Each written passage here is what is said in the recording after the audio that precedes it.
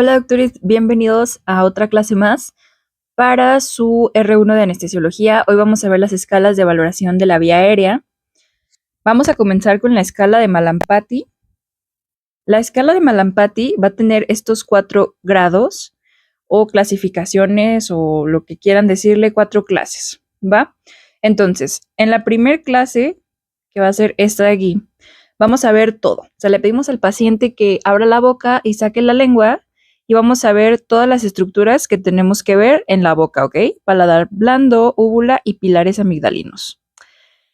En la clase 2 vamos a ver únicamente paladar blando y base de la úvula, o sea, ves una parte de la úvula, pero no ves la punta. Es así de simple. En la clase 3 solamente vas a ver paladar blando, solo esta área, o sea, le pides al paciente que abra la boca y medio ves ahí que empieza la úvula, pero no ves nada más, o sea, prácticamente solo ves estos pedacitos de aquí.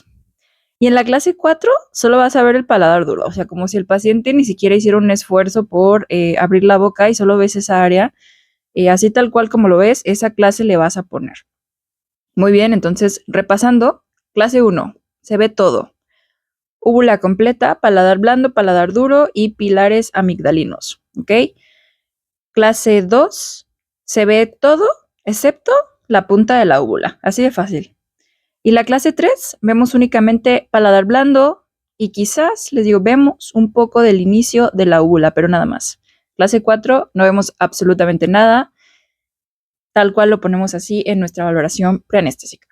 Las clases, pues, no le vayan a poner, no veo nada. Bueno, cosas importantes para esta escala que no se les deben olvidar, porque llega un punto en la residencia en la que la haces tantas veces, le pides tanto al paciente que haga esta de abrir la boca y sacar la lengua, que se te olvida cómo es la forma correcta. Es como tomar la presión, o sea, todos sabemos hacerlo, pero si lo hacemos tal cual de que paciente sentado, 5 minutos, con pies en el piso, a 2 centímetros del pliegue, bla, bla, bla, se nos olvidan todos esos pasos, pero bueno, ustedes tienen que saberlos porque vamos empezando. El paciente debe estar sentado. Si el paciente está acostado en su cama, pídanle que se siente. Si no se puede sentar, que esté lo más recto posible, le ponen unas almohadas o algo para que puedan hacer la escala lo más adecuada posible, sin fonación. Esto es algo muy importante que veo que a muchos se les olvidan estas cosas. No le tienes que pedir al paciente que haga, porque cuando tú lo vayas a estar ventilando, siempre les digo esto yo a mis R's chiquitos, el paciente no va a estar haciéndole cuando tú lo estés ventilando en sala. O sea, va a estar noqueado, o sea, no va a hacer ningún esfuerzo, no va a hablar, no va a poder hacer eso. Entonces, tú no le puedes pedir que haga fonación porque eso te cambia la escala y ya no es válida. Entonces, si el paciente sin fonación es un Malampati 4 y tú dices, bueno, le voy a pedir que haga fonación y luego ves que hace clase 1, no, o sea, te va a causar confusión, no vas a saber cuál poner. Entonces, sin fonación, pídele que lo abra la boca lo más que pueda y saque la lengua lo más que pueda, que se esfuerce lo más que pueda, ¿ok? Otra cosa importante es que el hecho de que tú vayas y valores a tu paciente y digas, es clase 4, va a estar súper difícil de intubar. No, ya le voy a decir a mi adscrito que es vía aérea difícil, que va a estar súper complicado, no lo voy a lograr. Te empiezas a estresar, pues esto no es así. Si únicamente tienes su Malampati clase 4, un metaanálisis de Cochrane del 2016 nos dejó claro que su sensibilidad y especificidad como escala única, es decir, si yo solamente aplico esta escala, va a tener una sensibilidad del 51% y una especificidad del 87%. O sea, 51%, pues prácticamente mejor lanza una moneda y a ver qué sale. Cara o cruz, eso es lo que te va a dar la sensibilidad de esta escala aislada. Es decir, si solamente sacó esa escala 4, pero tú ves que las otras escalas están bien, es muy poco probable que vaya a ser una vía aérea difícil, ¿ok? Entonces, tener en cuenta que una escala aislada no nos va a dar el pronóstico de una vía aérea compleja. En esta diapositiva les puse otro estudio sobre sensibilidad y especificidad de las diferentes pruebas que hay para valorar la vía aérea. Entonces, seguramente que si ustedes le dicen a algún adscrito, no, esto del 50, más bien algún adscrito les dice a ustedes, no, eso del 51%, 87% no es cierto, Malambati es 100% verídica, y les van a enseñar quizás otro artículo, en donde aquí podemos ver MMS escala de Malampati modificada. Lo de modificada es únicamente que no le pidas al paciente sacar la lengua, solo abrir la boca. Y vemos que tiene sensibilidad del 87.5 y especificidad del 94.5. Pero ustedes quizás después haga otra clase sobre cómo valorar que un artículo sea 100% confiable o no, porque aquí no sabemos cuántos pacientes se valoraron, en qué condiciones, si eran ASA 1, ASA 2, cómo es que ellos lograron calcular esta sensibilidad y especificidad. Aún así, el Joden Index es para saber qué tan buena es una escala sola o combinada, como vemos aquí. La escala de Malampati solita tiene muy bajito índice, se va aumentando conforme, miren aquí, esta tiene varias escalas y ya el índice es mucho más alto, ¿ok? Entonces, ustedes van a ver muchos estudios, artículos en libros donde la sensibilidad y especificidad es distinta porque la población va a ser distinta. Recuerden que no es lo mismo una población, por ejemplo, asiática a una población latina como nosotros, porque artículos que son de población asiática son pacientes delgados, talla baja. Nosotros aquí, feo decirlo, pero es la realidad, somos siempre obesidad, algún grado de obesidad y talla baja, entonces esto también nos va a modificar mucho la vía aérea y el Malampati, ¿ok? Ahora, bueno, quizás lo de la talla y eso no tanto el Malampati, pero sí el cuello corto y otras escalas, ¿ok? Continuando con justo esta, la distancia tiromentoniana, el Patil Aldreti. Ya no se usa tanto eso de decirles por nombre, ¿cómo se dice? Seudónimo, creo. Ya es más distancia tiromentoniana. Y en las hojas o valoraciones preanestésicas casi siempre viene así. Te van a preguntar, ay, ¿cuánto tiene de Patil Aldreti o de distancia tiromentoniana? Depende de tu adscrito. Bueno, el Patil Aldreti le vamos a pedir al paciente que extienda su cuello, o sea, que voltee hacia arriba, tal cual. También tiene que estar sentado con la cabeza extendida y la boca cerrada. Yo no sé por qué a veces yo empiezo con el Malampati y le digo abra la boca y luego le digo ya la puedes cerrar, pero le digo voltea hacia arriba y abren la boca otra vez. Entonces, bueno, tiene que estar con la boca cerrada y se va a medir esta distancia tal cual, del mentón al cartílago tiroides. Aquí sí les recomiendo que traigan una cintita para que ustedes midan en centímetros y lo puedan colocar en su valoración preanestésica. Se van a ver super pros y los escritos van a confiar en ustedes. Ahora, este se va a dividir también en clases. Este es únicamente 3 clases. La clase 1, más de 6.5 centímetros. O sea, que de aquí a acá mida, no sé, 7 centímetros, ok, ya es clase 1. Si mide entre 6 y 6.5 es clase 2 y la clase 3, menor a 6, ya es complicado, ya es complejo. Ahí sí ya esta escala sobre todo es para ver qué tan fácil para nosotros va a ser la laringoscopía y la intubación, porque también nos habla de qué tan largo es el cuello del paciente y qué tan fácil va a ser introducir la hoja del laringo, ¿ok? Y alinear los ejes, todo esto. Tiene una sensibilidad por sí solita del 60% y una especificidad del 65%. O sea, si bien 60 es casi igual que el Malampati, de que mejor lanzo una moneda y si sale cara o sello, veo qué tanto de Patil Aldreti tiene mi paciente de complicarse.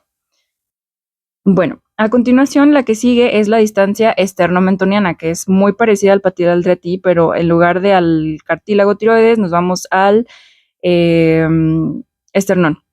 Entonces de aquí del mentón al esternón también hay una medida, también la mides de una vez que ya tienes ahí el paciente volteando hacia arriba. Igual tiene que estar sentado con la boca cerrada y se valora la longitud, ¿ok? Hasta el manubrio esternón, o sea, hasta el huequito. Ahí al huequito del esternón, ahí es donde vamos a medir, ¿va?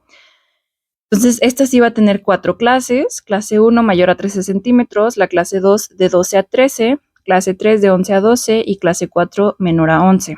Una sensibilidad del 80%, esta es un poquito más sensible y una especificidad del 85% con un predictivo positivo del 27%. O sea, ya aquí ya podemos ir viendo si el paciente va a lograr, si lo vamos a poder acomodar para alinear los ejes. Si el cuello está muy corto o no tiene mucha distancia, pues su vía aérea va a estar complicada. Vaya. Otra que podemos hacer es la distancia interincisivos, o sea, la distancia entre los dientitos de arriba y los dientes de abajo, como vemos aquí, de aquí a acá. Ok, la distancia interincisivos deben caber 3 deditos entre los incisivos superiores e inferiores o ver si le caben más de 3 deditos así a lo largo, pues ya vemos que sí tiene una buena apertura bucal. Ok. Aquí siempre les hago también otra aclaración. Tienen que ser los dedos del paciente. porque si es una paciente delgadita y tú eres un doctor o un hombre con dedos grandes, pues obviamente no le van a caber los dedos a otra persona. O sea, lo que voy es que vean su manita, le digan que si puede hacer ese movimiento, o tú mides tu manita con la del paciente y ves más o menos si puede hacer la apertura. Si le quieres medir también con una cinta, pues también. Eso es como para forma rápida de que un dedo mida 1 centímetro, pero pues les digo, varía dependiendo de cómo sean tus manos. Entonces, tenemos 3 clases. Clase 1, más de 3 centímetros, más de 3 deditos. Clase 2, de 2.6 a 3 deditos, bueno, centímetros. Clase 3, de 2 a 2.5 y clase 4, menos de 2, ¿ok? Sensibilidad del 40% y especificidad del 90% con predictivo positivo del 17%. La sensibilidad es muy baja, pero la especificidad es alta, entonces ahí vamos viendo. Esta es otra, se llama 332, que es igual usando los dedos también. Yo uso esta cuando quiero hacer una valoración rápida, que no trae cinta o algo así, pues puedes usar también los dedos del paciente, porque si están midiendo con su mano y el paciente es muy chiquito o muy grande, pues no se va a lograr. Entonces, 3 dedos de apertura oral, 3 dedos del mentón al cartílago tiroides, o sea, se lo ponen en el mentón y se siente ahí el huesito, les tienen que caber 3 dedos como en todo lo largo de su mentón. Y 2 dedos del ioides al tiroides, perdón. ¿Esto para qué nos va a ayudar? Esta escala nos ayuda a la instrumentación de la vía aérea, o sea, saber si le va a caber la hoja del laringo, saber si le va a caber una supraglótica, si vamos a poder manipular bien su vía aérea por el tamaño de la apertura oral y toda esa cavidad, ¿ok? Esta creo que se repitió. Distancia interincisivos, perdón, aquí es protrusión mandibular. Le vas a pedir al paciente, esto es para ver, pues tal cual, el movimiento mandibular, si lo vas a poder, ¿cómo se dice? Cuando lo acomodas la mandíbula. Luxarlo, si le vas a poder luxar la mandíbula, ¿ok? Porque si el paciente no puede y tú ya lo relajaste y le luxas la mandíbula, obviamente se va a poder, pero tal cual se la vas a luxar y no va a poder regresar a su lugar y el paciente va a despertar con una lesión maxilar. Y pues tú vas a decir, pues es que sí se podía, pues sí, porque el paciente estaba relajado y anestesiado, obviamente le ibas a poder hasta fracturar una articulación sin que se diera cuenta. Entonces esto tienen que valorarlo antes, ¿ok? Le piden al paciente, ¿se puede morder el labio de arriba con los dientes de abajo? No, pues sí puede, ok, entonces está bien. Si se queda igual o no lo puede mover mucho, pues clase 2, y si el paciente tiene esto que ni siquiera puede pasar el labio de adelante o los dientes, pues ya es clase 3, ¿ok? Y no le van a poder hacer una luxación mandibular para ventilarlo o para sostener la mascarilla, porque si no lo pueden lastimar, ¿ok? Aquí vemos otra vez, la clase 1, incisivos inferiores se pueden colocar por delante de los superiores, en la clase 2 quedan a la misma altura los superiores y los inferiores, y en la clase 3 los inferiores están por detrás de los superiores. Tiene una sensibilidad del 30% y una especificidad del 85%, valor predictivo positivo del 9%.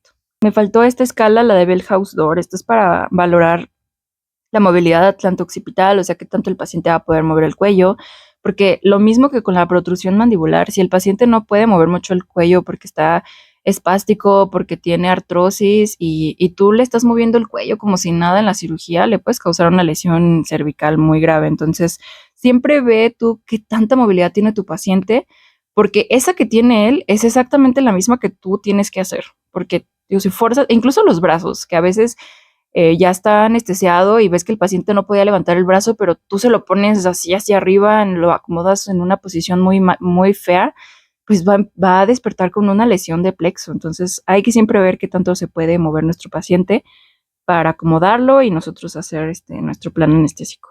¿Okay?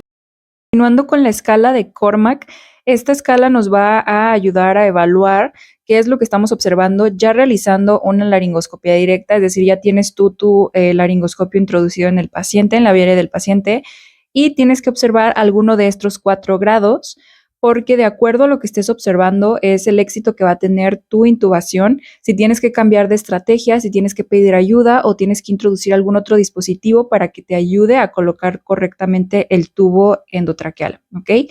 En el grado 1, muy parecido a la escala de Mallampati, se observan todas las estructuras que debemos observar, es decir, glotis, cuerdas vocales, Vemos todo muy bien dónde vamos a colocar nuestro tubo y podemos proceder a realizar la intubación.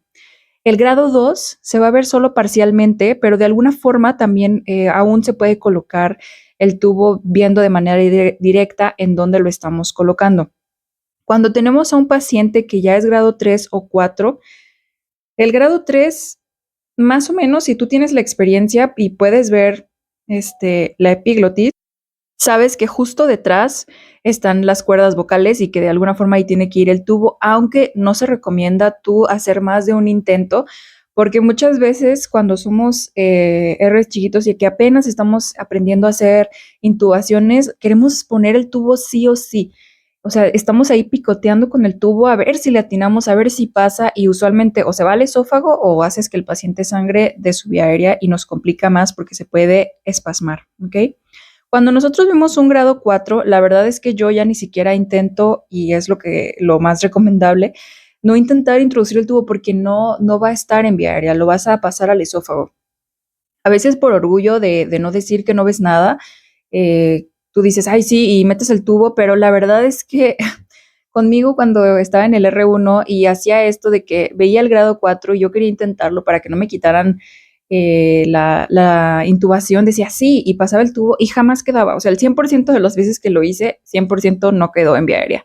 Entonces, cuando nosotros veamos un grado 4, tenemos que hacer algún cambio. Eso es el algoritmo de vía aérea difícil. Ya estamos ahí, ya está el paciente, digamos, relajado, ya está inducido, ya no hay forma. Entonces, lo recomendable es reacomodar al paciente, volver a alinear los ejes, volver a realizar la laringoscopía, utilizar alguna guía o algún buggy en el tubo para lograr introducirlo de manera correcta. Pero si de todos modos vuelves a ver un grado 4 o no puedes realizar la intubación, se tiene que tomar otro plan, ventilar al paciente, y en el algoritmo te va diciendo qué pasos debes realizar, pero otro comentario que les quiero hacer es que cuando ustedes van empezando haciendo laringoscopías, la verdad es que todos, tú crees, como R chiquito, que todos son grado 3 y grado 4. Y yo decía, bueno, es que para mí todos son súper complicados, o sea, todos parecen grado 3 y 4. ¿Por qué?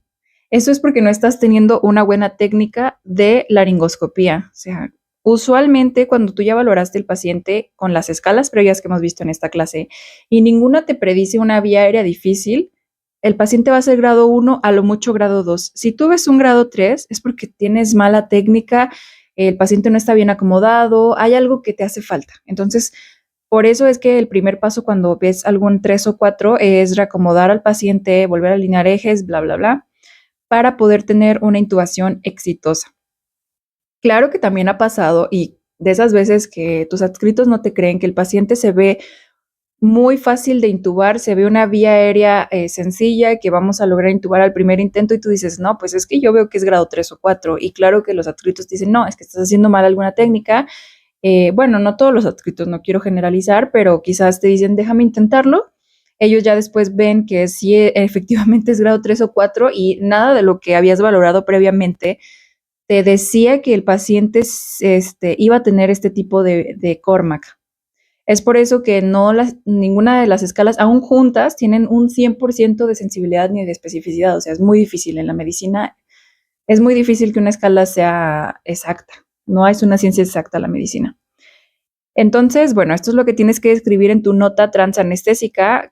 A la laringoscopía directa se observa un Cormac tal, y es lo que tú pones en tu nota, porque también a futuras referencias para si el paciente vuelve a someterse a una anestesia general y el anestesiólogo lee el expediente, puede ver, mira, era un Cormac 4, está complicado.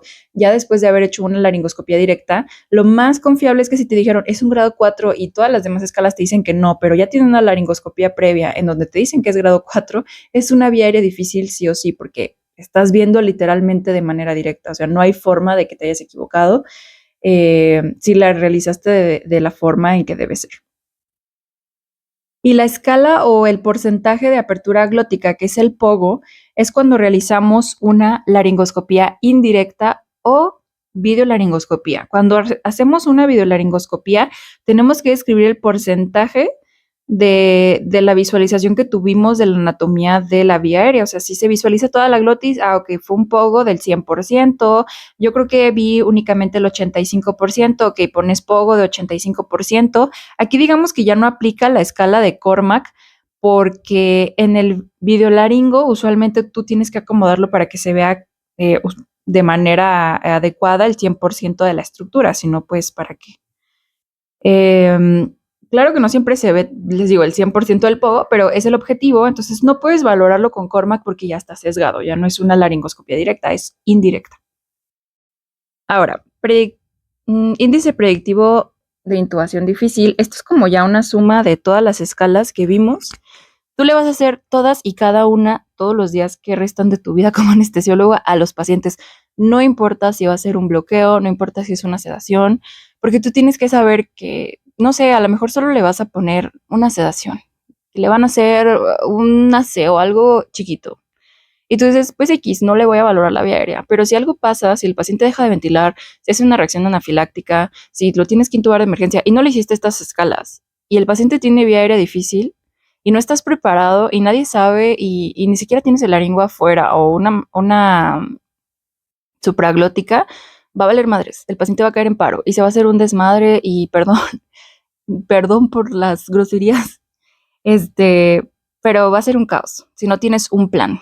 Esto ya lo van a ver también en otras clases que les voy a subir. Siempre como anestesiólogo tienes un plan A, un plan B, un plan C, porque tienes segundos, de verdad que son segundos cuando algo sale mal con un paciente y por más que sea el paciente más sano del mundo, haz a uno que tú digas, no va a pasar nada, justo con eso te pasa, justo cuando no tienes nada, es cuando el paciente aprovecha para hacer un choque anafiláctico. Entonces, les hacen todas las escalas siempre a todos sus pacientitos y después vamos a tener este índice que engloba varias de las escalas. Entonces, únicamente van a sumar las clases de los pacientes y van a ver si el paciente tiene de 5 a 7 puntos, o sea, el índice entre más bajito mejor, porque si se dan cuenta, si todos son clase 1 y vimos 5 escalas, va a tener 5 puntos, pues en todas va a ser clase 1 y pues intubación fácil. De 8 a 10 puntos, dificultad discreta, o sea, se te puede complicar si eres un novato que nunca ha hecho ninguna laringoscopía, pero tu adscrito lo vas a saber resolver o tú ya después lo vas a saber resolver. Franca dificultad ya es para que tú digas, voy a tener el videolaringo cerca o ya voy a tener una mascarilla. Gran dificultad ya es ahí para que tengas casi un fibros, para, si no se puede, quieres hacer un intento de laringoscopía convencional, o incluso aquí ya merita empezar con una videolaringoscopía, ¿ok? En el algoritmo.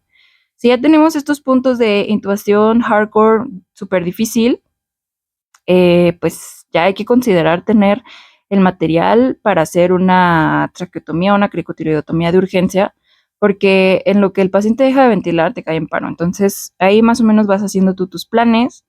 De acuerdo también a tu experiencia, recuerda que lo que dice el algoritmo es que si es una vía aérea difícil, empiece siempre el que tiene más experiencia con la vía aérea, el que la sepa manejar mejor.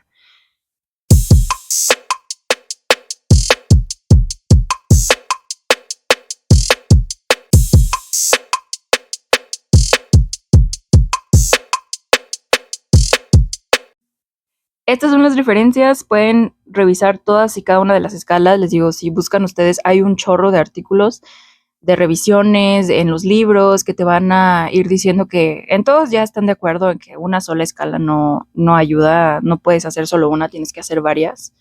Pero algo muy chistoso que yo recuerdo que leí en mi R1 es que la mayoría coincide en que si un anestesiólogo experimentado te dice, esa es una vía aérea difícil, que le creas. Créelo, si tu adscrito de un chorro de años te dice, ese es un paciente con una vía aérea difícil, lo va a hacer, porque ellos ya intubaron, ya tuvieron millones de pacientes, muchos pacientes, y ellos ya saben identificar de forma más fácil, tan solo con la vista, con el examen físico, tan solo de verlo ya saben. Entonces, siempre háganle caso a sus mayores, niños. Bueno, eso sería todo. Si tienen alguna duda o quieren que haga clase de algún otro tema, déjenme en los comentarios. Voy a tratar de contestarles o hacer algún video para contestarles sus preguntas. Y muchas gracias por ver la clase.